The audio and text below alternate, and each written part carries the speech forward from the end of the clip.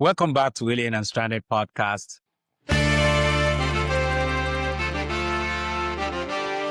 I'm your host, Samson, and we're here diving into something deeply personal.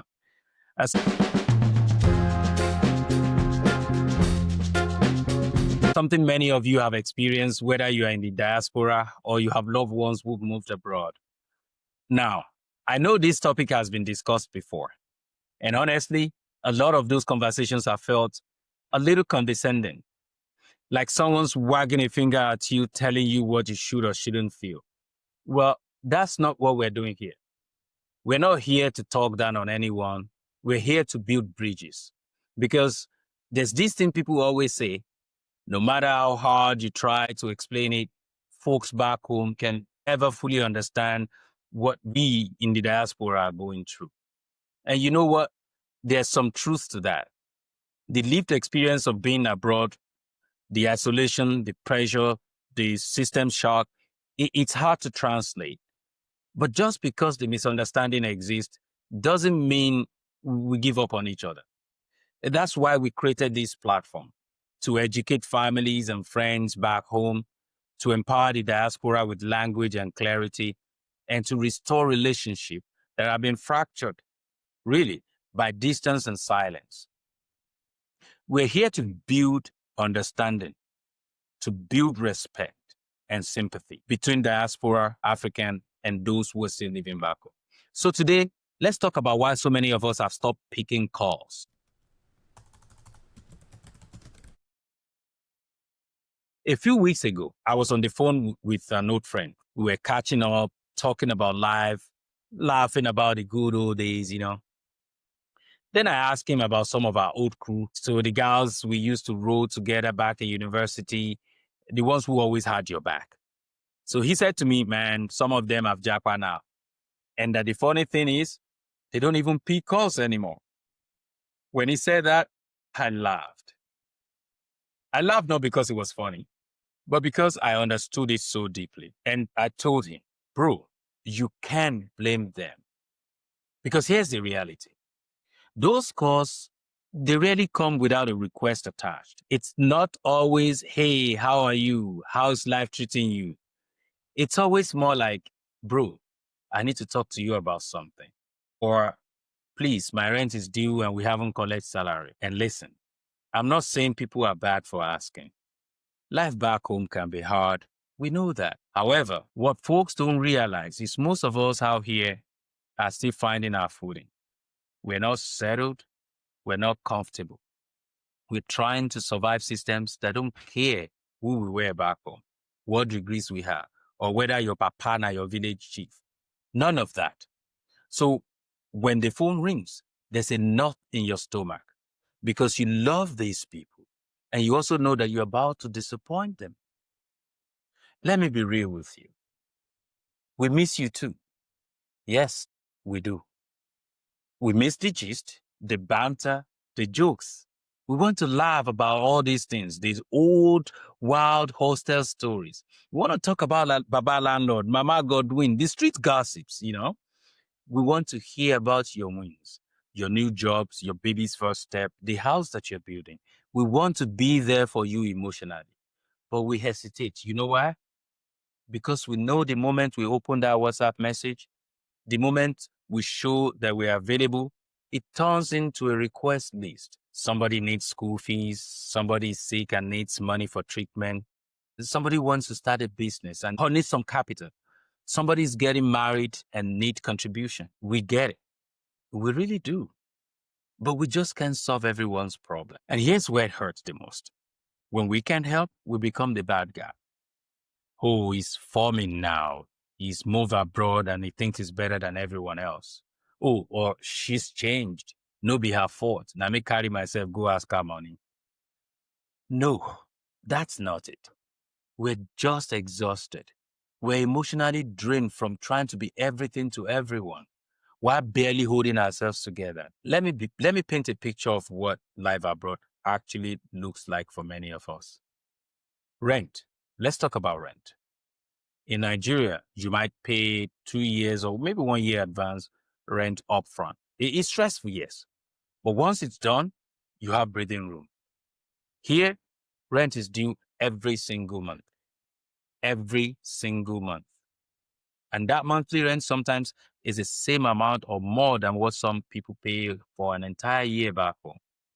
Then there's food, transportation, utilities, insurance. Insurance, health insurance, car insurance, home insurance, they cost hundreds of dollars every month. And it's mandatory, and yet doesn't cover everything. Student loans that follow you for like 20 years, and sometimes $500, $800, $1,200 a month.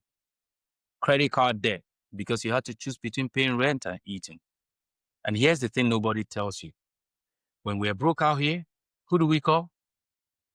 Nobody. Because here, it's every man for himself. There's no uncle who can borrow you urgent 2K to nobody. No big brother who can settle you until next month. The system doesn't care about community the way we do back home. That's just a fact. So we're working 2, sometimes 3 jobs, studying while we're working, sleeping 4 hours a night. And through all of that, the phone keeps ringing. Please send money. Please help. Please, please, please. It's not that we don't care. It's that we're drowned and we're being asked to save everyone else. So now you can understand the plight and the reason why most people don't answer their call.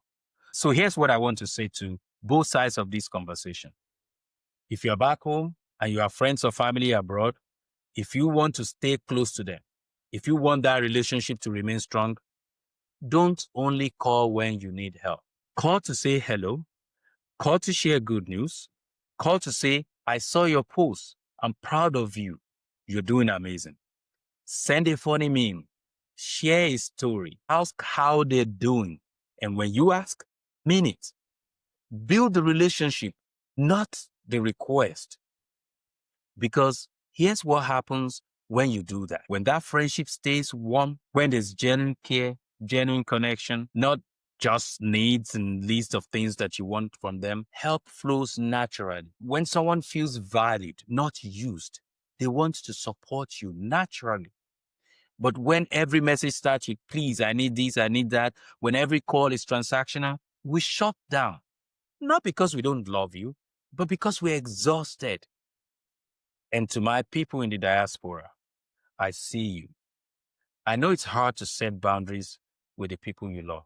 I know the guilt is real. But you have to protect your peace. You have to protect your mental health. It's okay to say, I can't help right now. It's okay not to pick every call. It's okay to prioritize your own survival. You're not selfish. You are human. One of the hardest things about living abroad is this. You exist in 2 worlds, but you don't fully belong to either. Back home, people think you've made it. They see the pictures, the occasional nice meal, the apartment. What they don't see is the anxiety, the loneliness, the nights you cry because you felt so far from everything that matters. And here in this country, you're still an immigrant. You still feel misunderstood. You're navigating systems designed without you in mind, fighting for opportunities, proving yourself every single day. Many of us are still trying to find balance between 2 worlds.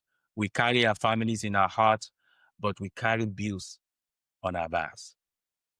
And that weight, it's heavy. Truly heavy. So if your friend abroad doesn't pick up, if they take days to respond, if they seem distant, don't take it personal. Maybe they're just trying to breathe. So here's my hope for this conversation, that families back home gain a little more understanding, that the diaspora feels a little less alone, that we all choose empathy over judgment, because at the end of the day, we are all just trying to make it. Some of us are doing it from thousands of miles away, but we're still connected. We're still family. We're still tribe. So thank you for being here today. Thank you for listening with an open heart. If this resonated with you, if you felt seen, heard, or understood, please subscribe to our YouTube channel. Follow us on Instagram, TikTok, Facebook, and X at Alien and Stranded Pod. and join our weekly Substack where we go even deeper into the real stories, the struggles, and the triumphs of Africans abroad. Because out here, we're not just surviving, we are rewriting the immigrant story.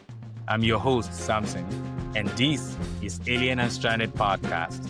Until next time, take care of yourself and take care of each other.